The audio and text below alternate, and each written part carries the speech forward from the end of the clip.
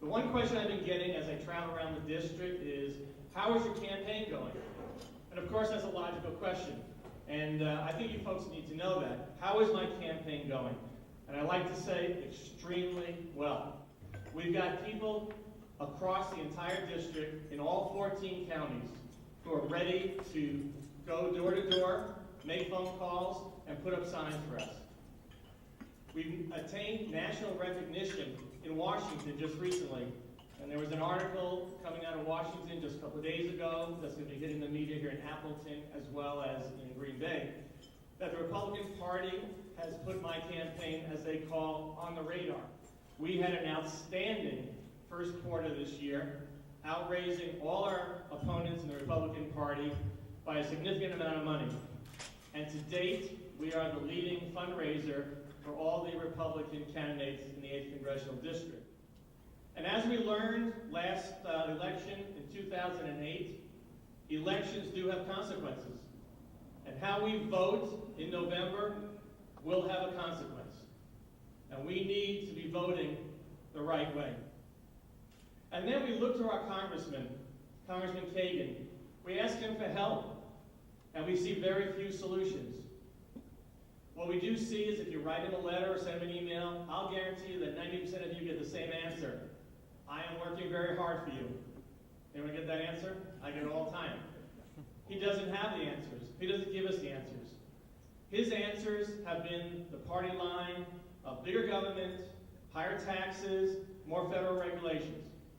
And in fact, if you look at his voting record, it more parallels the interests of cities like San Francisco, Boston, and New York. And Steve Kagan has voted 96% of the time with Nancy Pelosi, and 98% of the time with the liberal wing of the Democratic Party. That is not representing the people of Northeast Wisconsin. What we need is a second opinion. And I plan to bring that second opinion to Washington. That opinion is going to include my goal to shrink government, to lower taxes, to lower federal regulations, to help everyone keep more of the money that he earns, to help people get jobs. I want to restore prosperity to Northeast Wisconsin.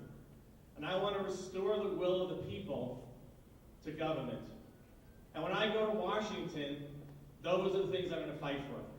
I'm going to fight for you, for my family, and for the people across this district.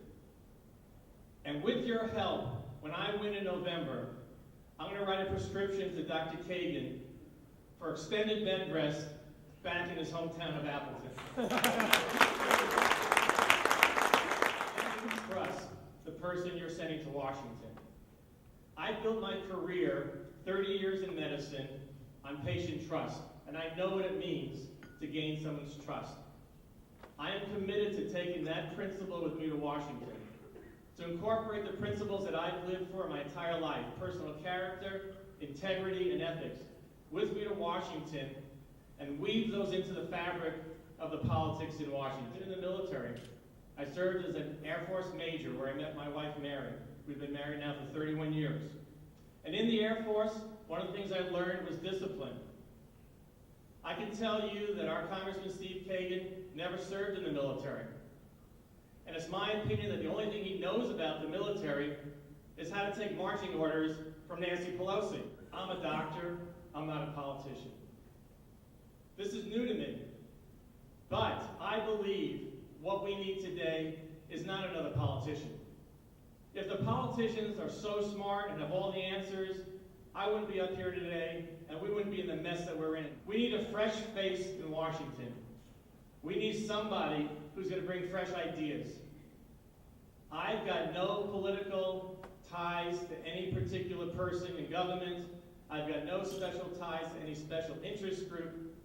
I am going to Washington for one reason and one reason only, and that's to represent you, the people of this district, and the people of this country. I'm a conservative, pro-life candidate.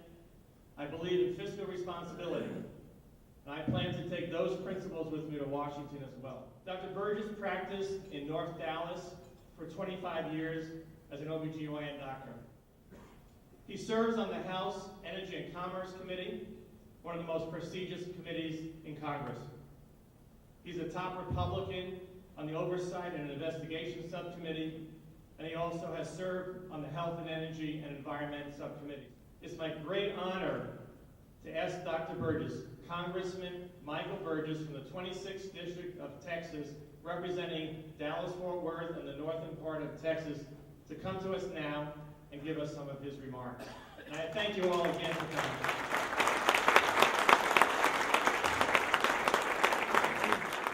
We thank you for giving your time, your talent, your money to support Dr. Trager.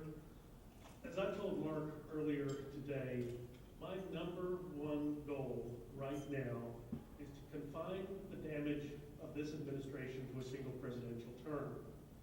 But beyond that, I also know that we are going to need some help on our side this November if we're at least going to put the brakes on some of these very bad things that we see coming across the horizon. We do have to change things in Washington.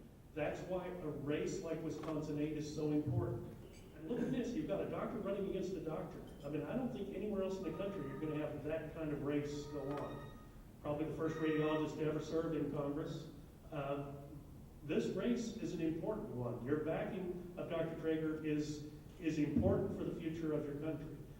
If we can win a race like Wisconsin 8, then the likelihood that the Republicans will take the majority, I think, goes up significantly. But you know, you just reach a point where their heart's not right. And if you can't change their heart, then you're going to have to change their face. And that's what Dr. Trager is going to do for you. I think you're wise to be here today supporting him.